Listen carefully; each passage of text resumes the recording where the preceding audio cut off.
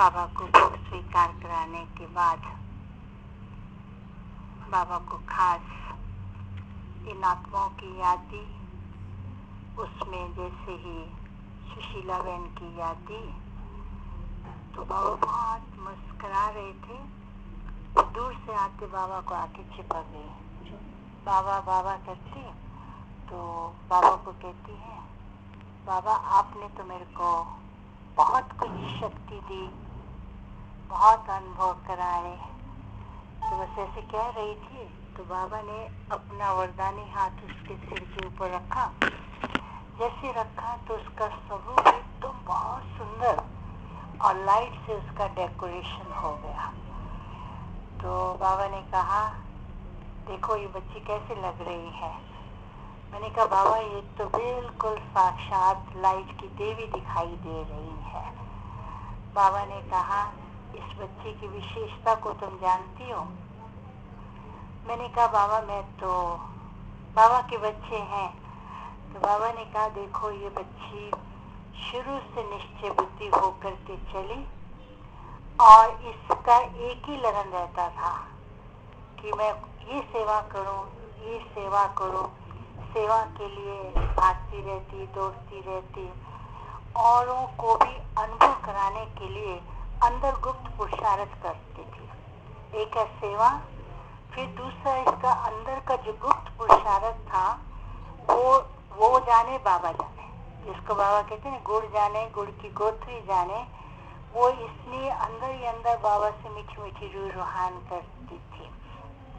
बाबा ने कहा इसने देखो अनेक आत्माओं की सेवा की, अपने सेवा साथियों को भी बहुत स्नेह से चलाती रही और जिस कारण से आत्मा ने बहुतों की दुआएं प्राप्त की हैं।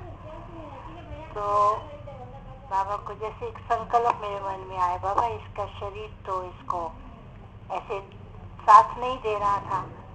बाबा ने कहा बच्ची का एक प्रैक्टिकल एग्जाम्पल रहा, चाहे शरीर कुछ भी करता रहा लेकिन ये अंदर ही अंदर जो इसने गुप्त सेवा, गुप्त पुरुषार्थ और अनेकों के प्रति जो शुभ भावना रखी तो उससे इसका भाग्य चमकता रहा है। तभी तो बाबा ने कहा देखो आज बाबा ने इसको दिखाया, बाहरी रूप कितना भी था लेकिन अंदर से आत्मा कई गुणों से, कई शक्तियों से सजी सजाई थी, जिस कारण से औरों को भी इसको देखते प्रेरणा भी मिलती और अनुभव भी होता। तो मैंने कहा देखो सुशीला बहन आज कौन कौन आए हैं, तो हंसती है। मैंने कहा देखो आपकी दीदी आई हैं और भी बहनें आई हैं, सबने याद दिया है और नागेश भाई ने भी याद दिया है और भाई बहनों ने भी याद दिया है। तो बाबा को देखती है, बाबा देखो ये सब आए हैं, बाबा देखो इन्होंने मेरे को कितना स्नेह से पाला है, इन्होंने मेरे को कितना सहयोग दिया है। तो बाबा को कहती बाबा इनको मैं क्या रिटर्न दूं। बाबा ने कहा जो देना दो तुम। तो हंसती है, कहती है अच्छा इन्होंने मेरी इतने सेवा की है बाबा, बस मेरा भी यही शुभ संकल्प है, यही रिटर्न है कि इनकी सेवाओं का मैं आगे जाकर के जहाँ भी मेरे को बाबा दूसरी सेवा दें तो उस सेवा के द्वारा मैं और भी आत्माओं की सेवा करूं और इस रिटर्न को चुका सकूं। बाबा ने कहा ये रिटर्न नहीं है, इन्होंने जो सेवा की, सहयोग दिया, ये तुम्हारे ही सहयोग का फल है।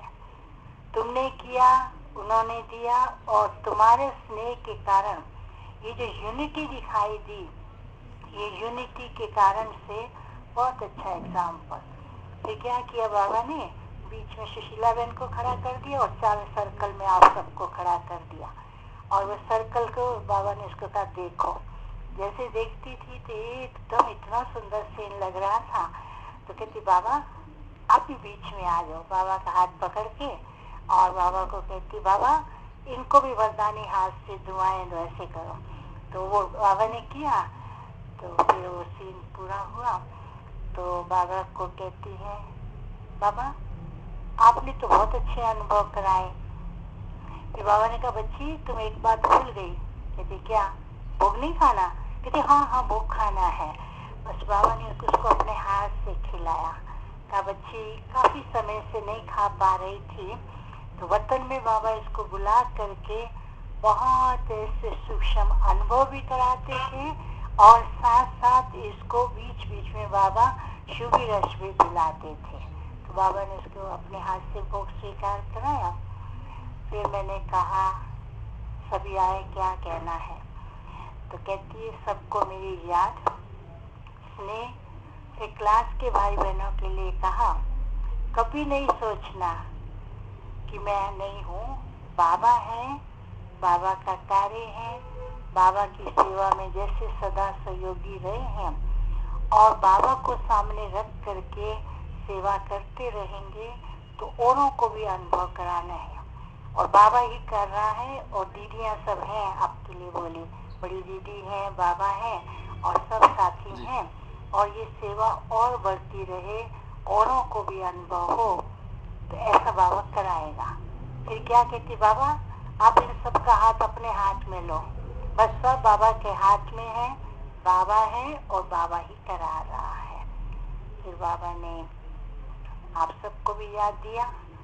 बाबा ने कहा बच्ची शुरू से आप बोला बहन के लिए, शुरू से लेकर के बहुत मेहनत से और निश्चिंत भाव से छोटी छोटी बातों को दूर करके वे सेवा करती चली आई हैं, साथियों को साथ लेकर के और भी साथियों को उमंग उत्साह दिलाते हुए आगे बढ़ाती रहे, औरों को अनुभव कराती रहेगी।